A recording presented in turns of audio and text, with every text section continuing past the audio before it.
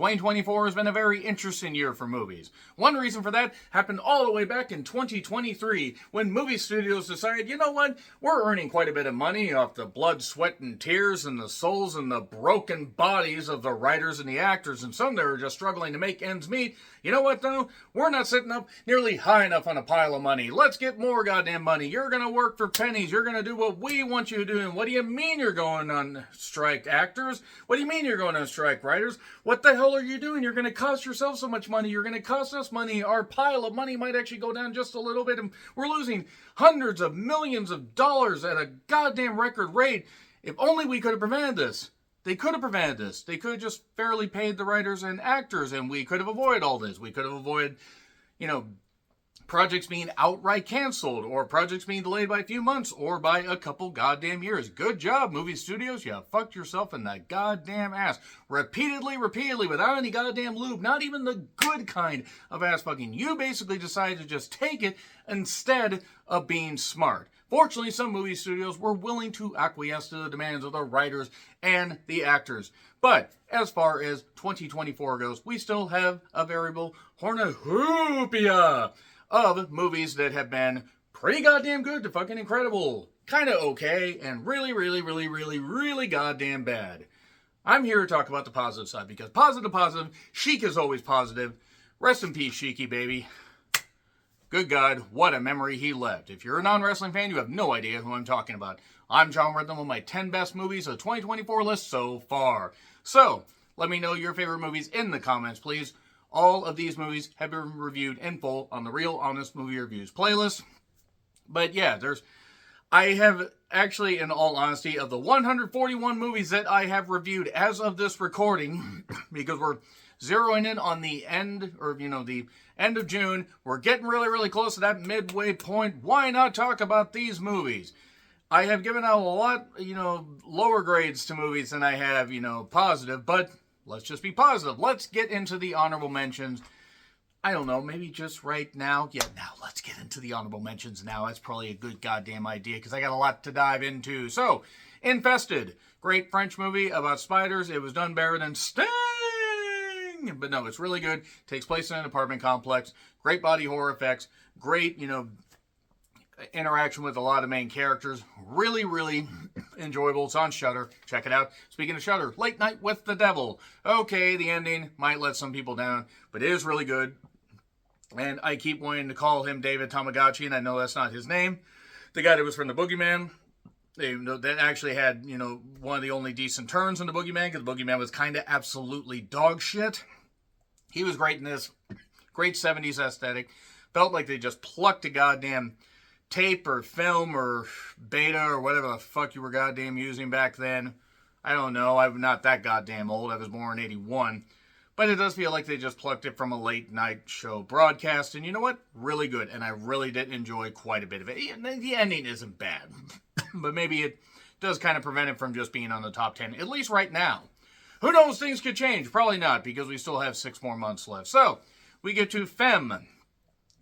George McKay has certainly had an interesting year. He was in this. He was in The Beast.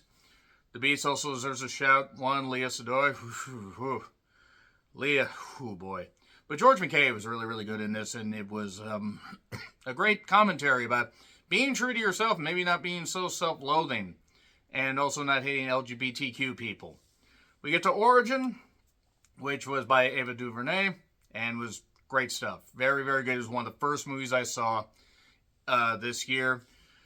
It was a Regal mystery movie. I'm so glad I sat down and watched it. It was very sad. It was very moving. It probably would have been in my top 10 had not so many other movies came along. I enjoyed just a little bit more. But great narrative, great acting, really good, worth checking out. I believe it's on Hulu as of this recording.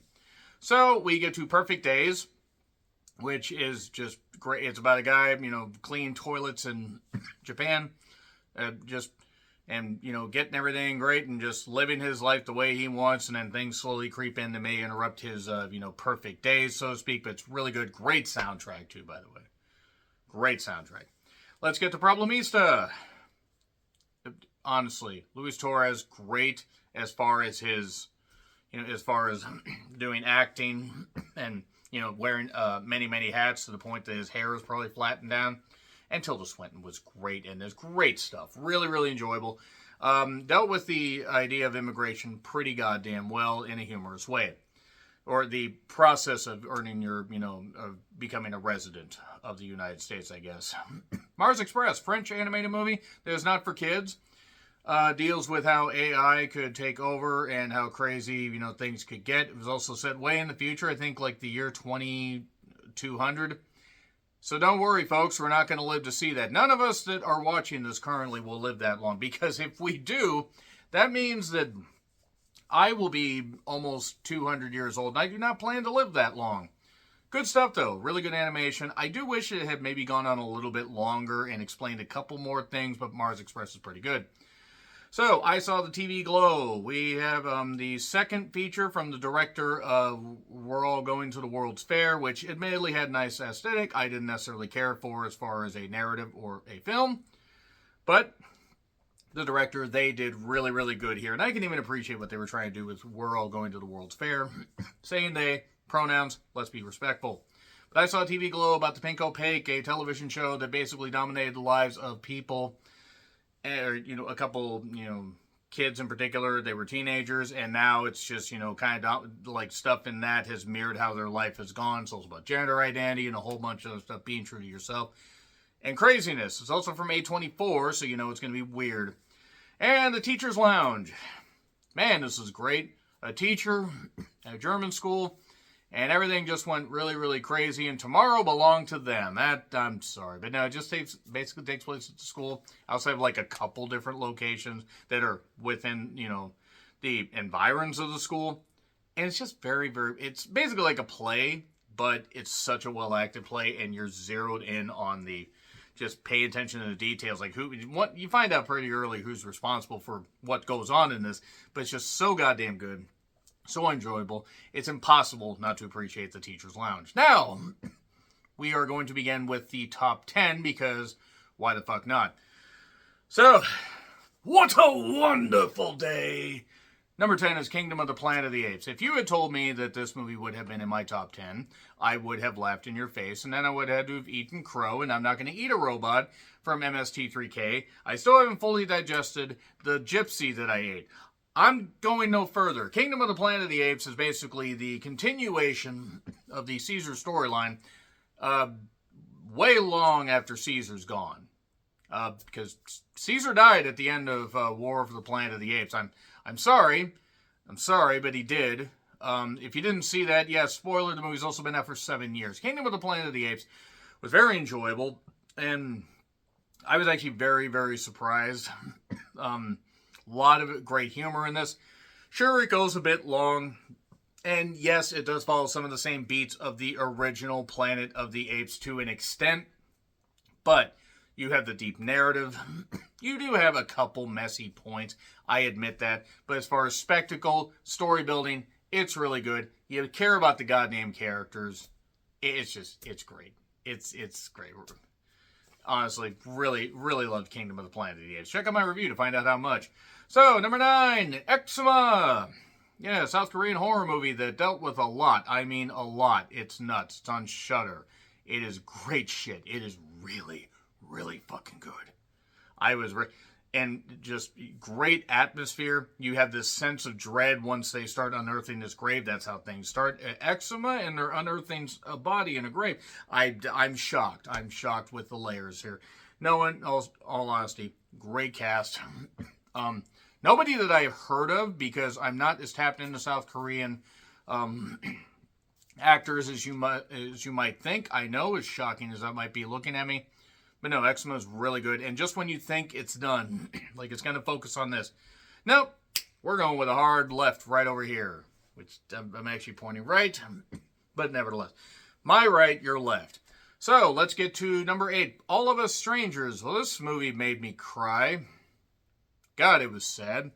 Guy's basically, he's in his apartment. Nice apartment. Meets a fellow tenant. Takes a trip.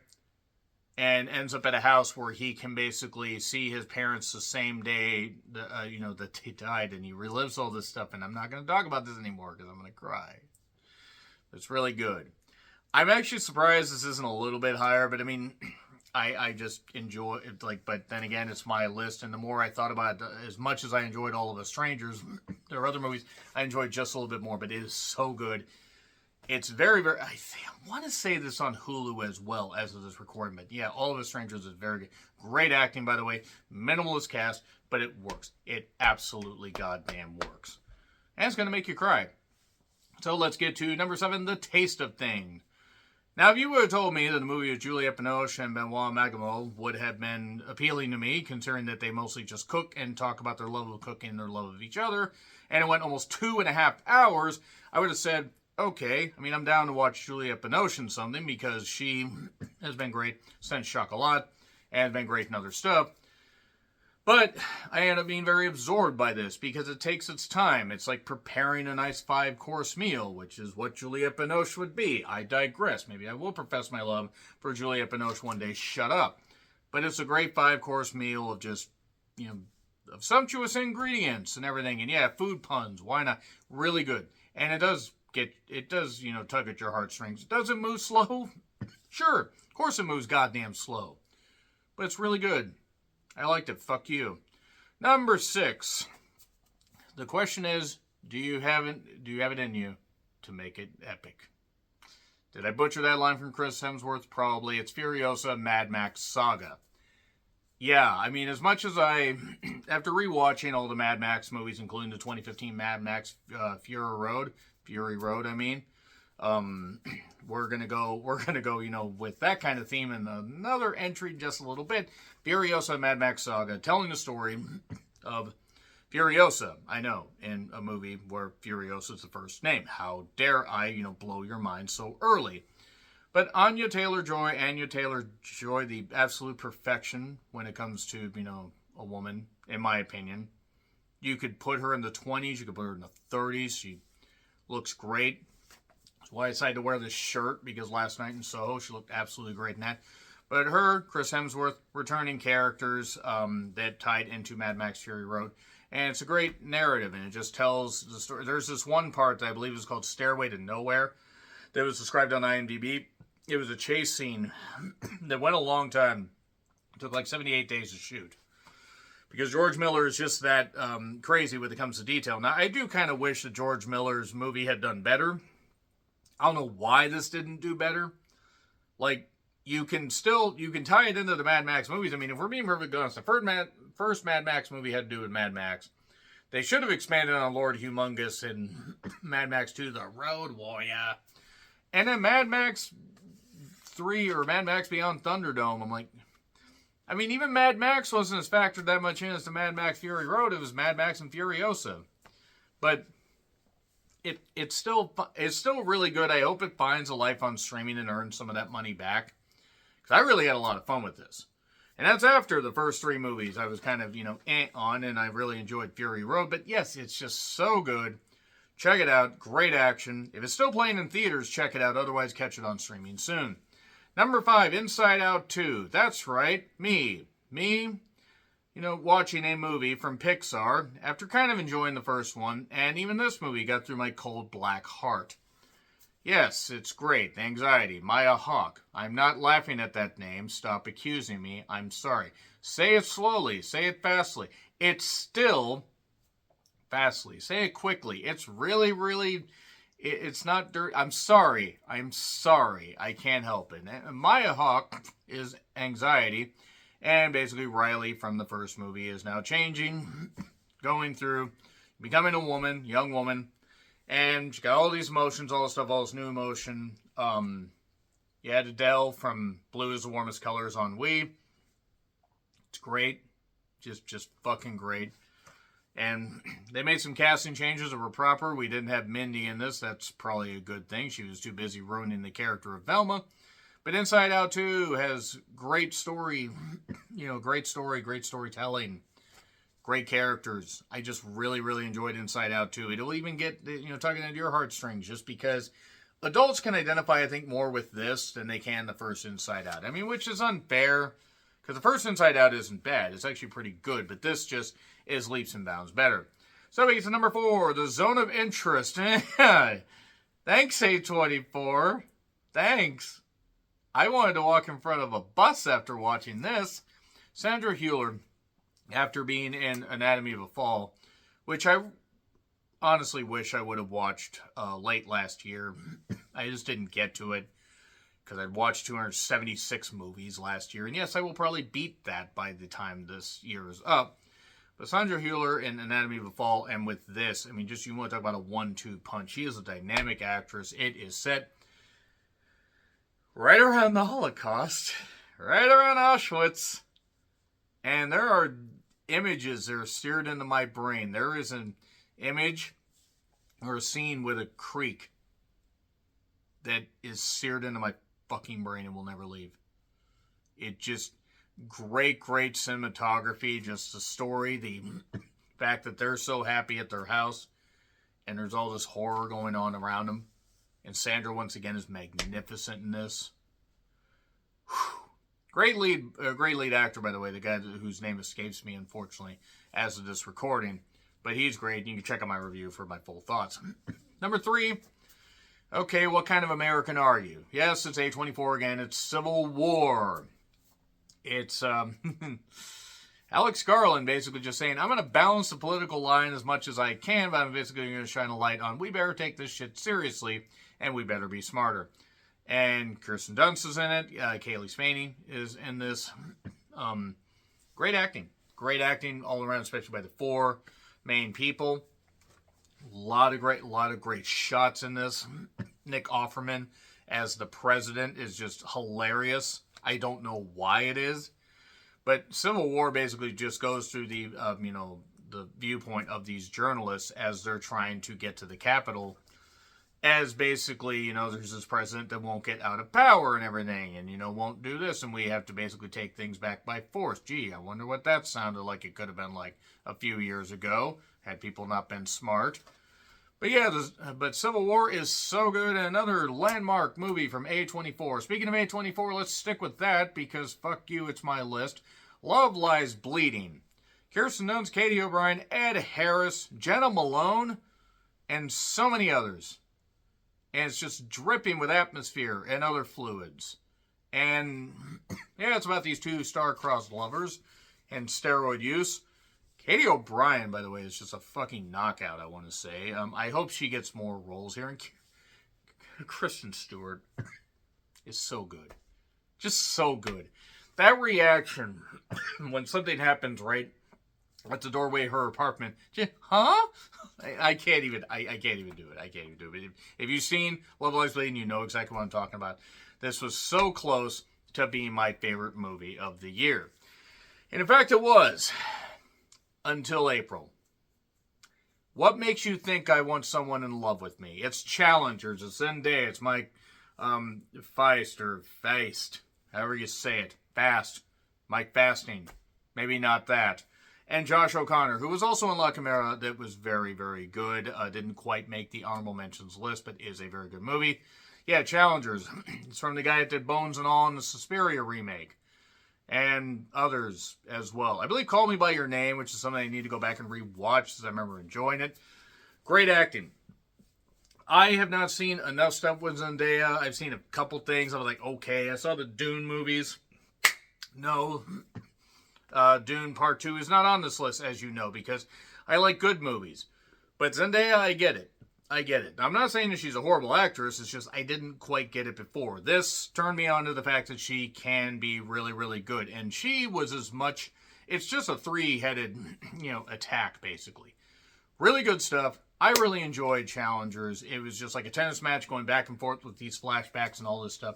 I really had a teetotal blast with this. It's my favorite movie of the year so far. It might end up still being in the top 5. It could end up still being my favorite movie of the year. It's going to be hard to beat. Just like a tennis ball. Boom, boom, boom. And the tennis action, it puts you in the fucking game. It's just so good. So good. Anyway, those are my 10 best movies of 2024 so far. What are yours? Let me know your thoughts in the comments. Like, share, subscribe, Twitter handle in the description. I'm John Rickland. I'll see you soon.